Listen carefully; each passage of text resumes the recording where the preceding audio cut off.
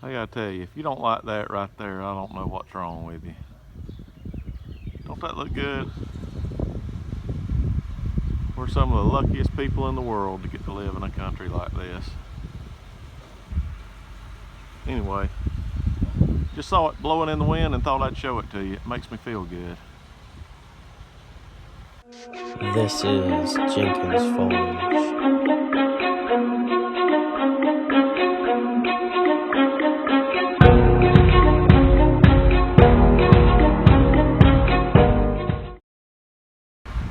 So there's the grain cart Chase was washing. No matter how much grain you get out of it, you cannot get all of it out of it, if that makes sense.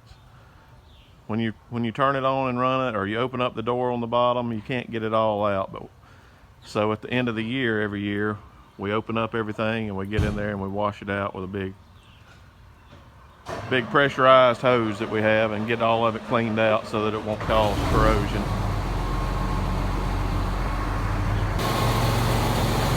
So there's Chase moving out our biggest tractor and our newest tractor. And what you see when he gets out of the way is this jewel.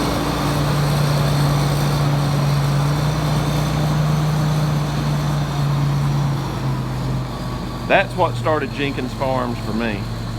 That's a 1974 model, the same model that I am. Ford 4000. Now Papa had other tractors and animals that he used before getting that one, but when he died, that's the one that he had left. So that tractor obviously will stay on this farm as long as I'm alive. And we still use it a lot, just doing utility type stuff, such as well, right now it's got a little tiller where we were tilling ends, bush hogging and things like that. And every time I get on that tractor, I always think about Papa and all the times we had working around it, working on it. I always think about too, what was he thinking when he was on it? We all have the same worries. The worries haven't changed. He was probably thinking about what are the prices, the market prices going to be this year. Is it going to rain? Is it going to be a hurricane? Is it going to be an early freeze? Just the general things that farmers think about. So anyway, I wanted to show you where it all started for me. 1974 Ford 4000. All right, boys and girls, here's our 2 grain bins where we keep our seed to replant for next year for our cover crops. We're fixing to put our wheat in here. Let me show you something.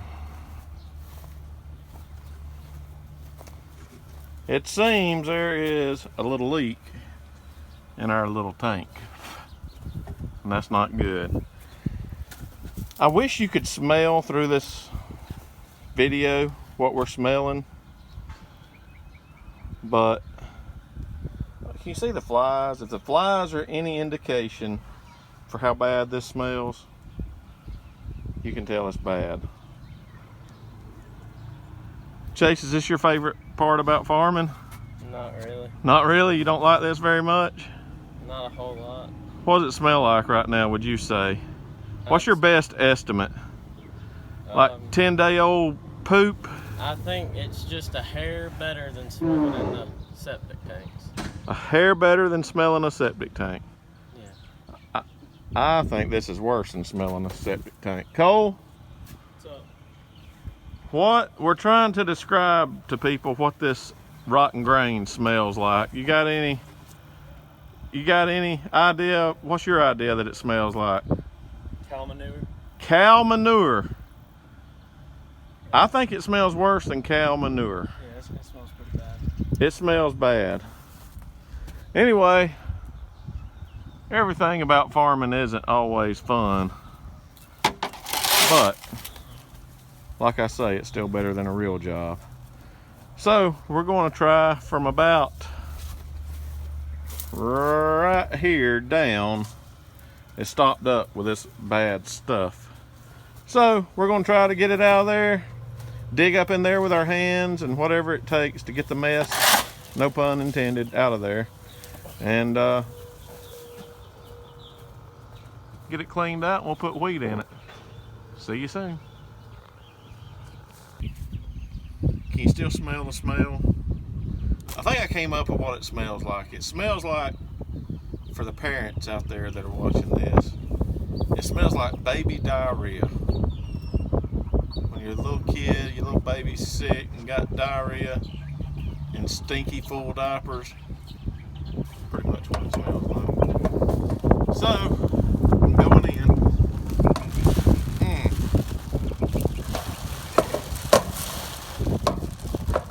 God, dog.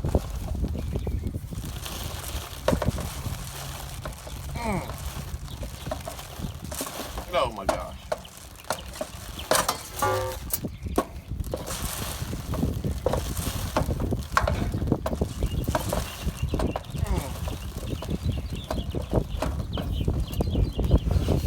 Blowing right in my John Brown face. Turn it off. So what happened was we thought we had all the wheat out of here at the end of the year, and we didn't. It was stuck. It had rained. There was a storm that came that blew the top open, and it rained down in it when we thought it was empty. Anyway, long story short, there was some rotten grain in it, and then now this is what was left. You can see the weevils got into it, and it was wheat. They basically turned it into flour, and it still got crap just stopped up in here. We had to take the valve off the bottom, and I finally got it poked through the bottom, and this is still the junk that's coming out. Not quite as rotten and stinky as what it was in the beginning, but we still got to get it all out, clean it, and treat the tank, the bin, before we put it back in. Not the most glamorous part of farming, but still good. So here we are putting our wheat in the bin finally. Got the bin cleaned out.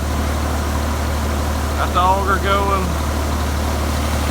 and then we'll plant these seed again this year. I say next year. After this growing season, we'll plant them and use them for a cover crop. See Cole spraying some chemical on it as they're going in the bin to try to help keep the weevils out of it. But once you ever grow a crop, if you keep the seed, kind of like the gift that keeps on giving. Take just a little bit of the seed that we make and keep it for seed for next year to plant our crops with.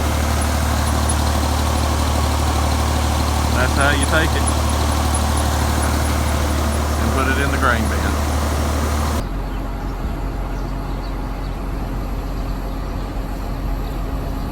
Here's the cylinder. You can see here it's blown the seal out and the O-ring behind it and shooting oil out every time we fold the boom. So we've got to rebuild the cylinder. Chase is getting started. So the first thing we got to do obviously is disconnect the hoses. I've already sprayed oil on the pins on the end that we'll have to do. And then this cylinder has a little magnet basically inside this reed, so it won't let you fold something up until it's time to be folded up. It's a safety deal. So we'll just unhook this wire here, and then we'll take the cylinder off, take it inside the barn, and rebuild it. So rule number one, when you take the hoses off, always look for orifices that might be sitting there in the connection and O-rings. Like that's a little O-ring there. You can see the one here fell out. So always look for them, set them to the side so you'll know where they're at. So the next important part is to steam clean it. I know some of you fancier farmers have parts cleaners and things like that. We just use regular old steam cleaner. Clean her up good, and then we'll take it and put it on the workbench and disassemble it. Alright, so we got it off, we got it clean, we got it in here. Some little tricks of the trade. I don't like oil getting all over the floor, so I always put the garbage can underneath it before I take it apart. If you come look at this, it seems like every cylinder we take apart is different. Yeah, it comes apart different. This one, you see these two little holes in the end cap? I suppose somebody somewhere makes a real nice tool that you put in there and use it as a wrench and undo it. I don't have anything like that. So I do it one of two ways. Sometimes I'll take a punch and put in there and start tapping on it and unlock it or spin it around. And sometimes I'll try a pipe wrench, but you have to be sure you just keep it right on the edge, the part that unscrews, and not on the barrel itself. So let's see if we can get it to unscrew. There we go. So then, take your time, unscrew.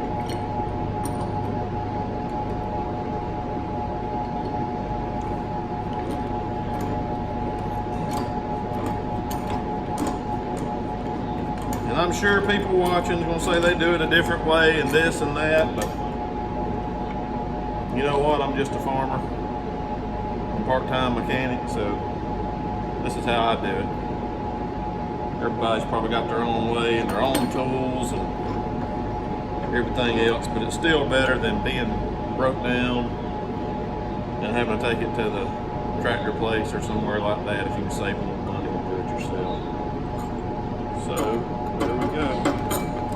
And here's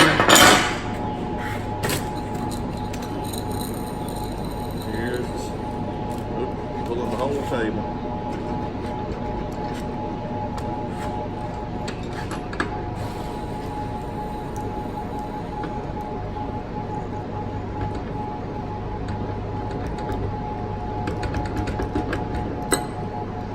There we go.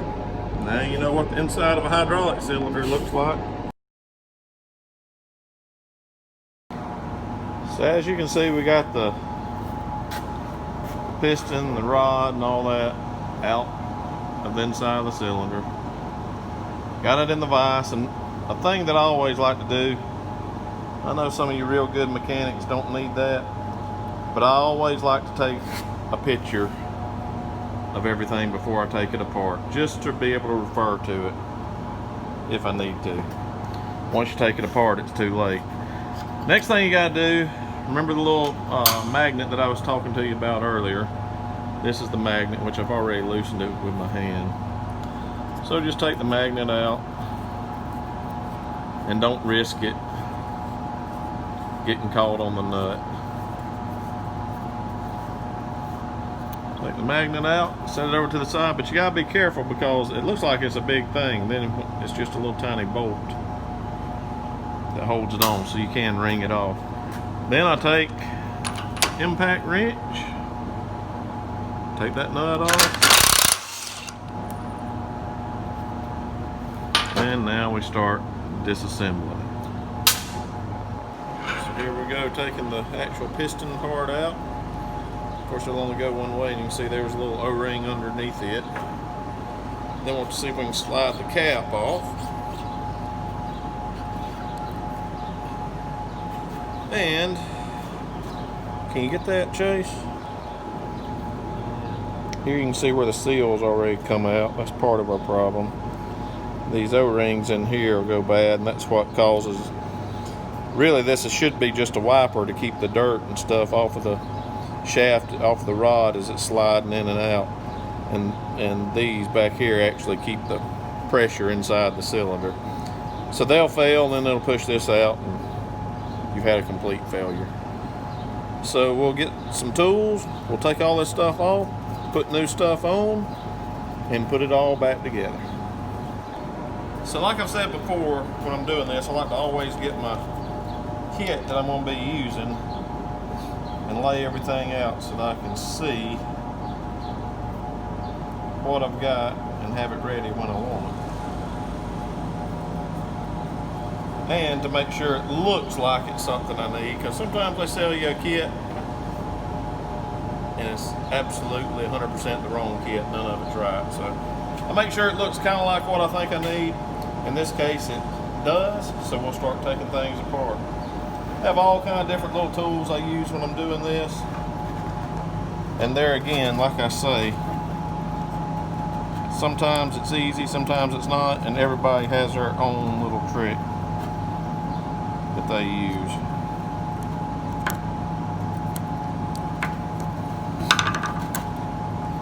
So there's the first thing that came out. That's our dust seal, basically, our wiper. Clean everything out good. And then inside next will be that. So we got out the old stuff, going back in with the new stuff, but as you can see, it's a little tricky because see how big around it is. Basically there's a groove inside there that it has to fit into. So you just kind of work it in there. I get one side started and then work it around, and then you just kind of have to do a little finagling to get it in. Sometimes you get it just right the first time, and sometimes you don't. So there we go. It's in, and the other one was completely worn out, and that's where it had failed and was letting the oil shoot out of the cylinder. Next we'll put our wiper ring back in. Make sure you got your groove good and clean.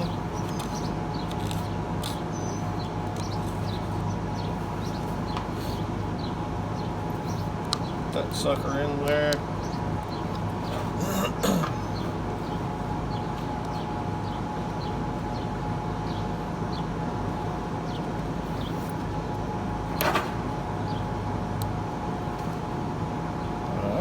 Now that's changed.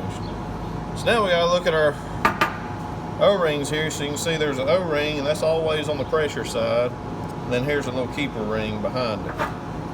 So sometimes we'll just take a little hook, get in there and get it off. Here's our fat O-ring. We'll put it in. Fat might not be politically correct, I don't know, but you get the point. Put the big one, not the skinny one.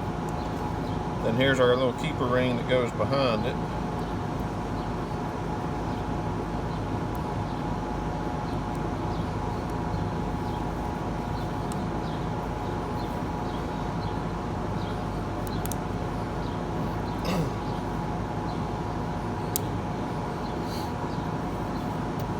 So now that's all replaced. That's ready to go back in. We'll clean everything out good. Put that on. So here's our next little O-ring. Nothing to that. That's easy. I got the sucker off. The new one on there. And then on our piston here, not a whole lot to it. We'll take this off. Put it over there. I try to keep all the old stuff away from the new stuff so I don't reuse something accidentally. So that'll go on there like so. This one might be a little bit more of a pain in the butt to get out.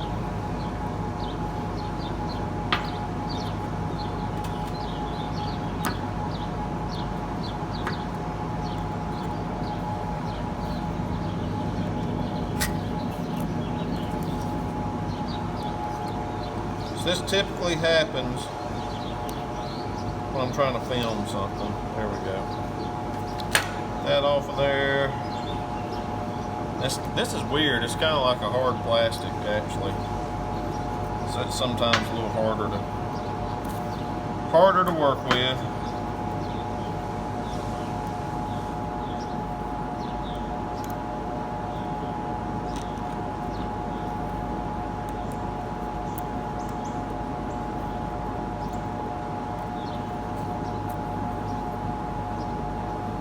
There we go.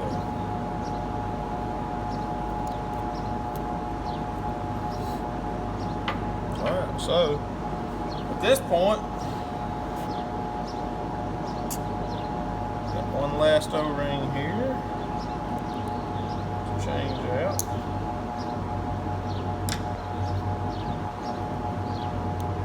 And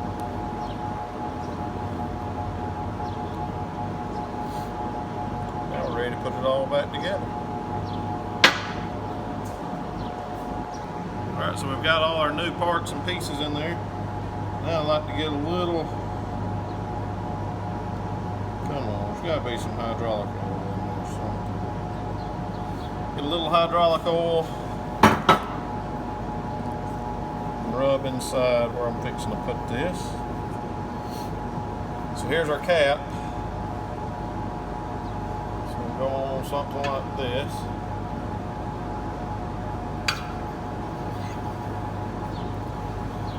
Then comes our piston. Remember how it goes. Remember there's a little slot there for the O-ring. Put it on. Our nut. And it's a lock nut, so this particular kind we can use again. It's not the nylon kind. Stick that sucker on there.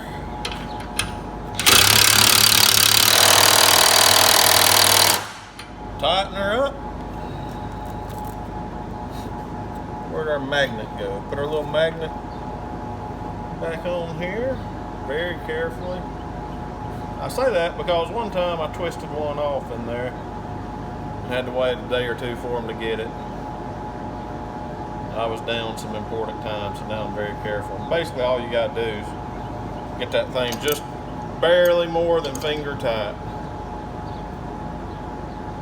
Like that much. So one little metal shaving there. Alright, so now we're ready to start to put this back in the cylinder. So we got her put back together. All we gotta do is screw the cap back on. Of course, anytime you're dealing with anything that has O-rings on it, they need to be lubricated. And usually they need to be lubricated with whatever fluid you're working around. Obviously, in this case, it's hydraulic oil, which that's not completely true. Anybody that has a John Deere sprayer knows, at least on the big John Deere sprayers, it's the weirdest thing I've ever seen. The hydraulics on those use engine oil, lawnmower engine oil to be exact. So, most cases this would be hydraulic oil, but in this particular case it's actually lawnmower engine oil.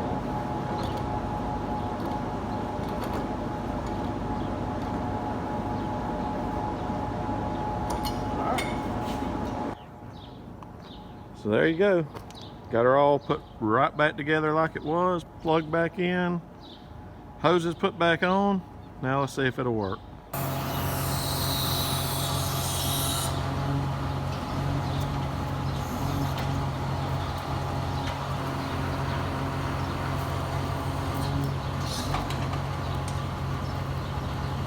Bit of how it's supposed to be, a little bit of life, a little bit of backseat, a little bit of blue, a little bit of radio, a little bit of sugar, a little bit of spice, a little bit of nasty, a little bit of nice, a little bit of how it's supposed to be, a little bit of life. I breathe in, I breathe out, you're sleeping all night with the windows down.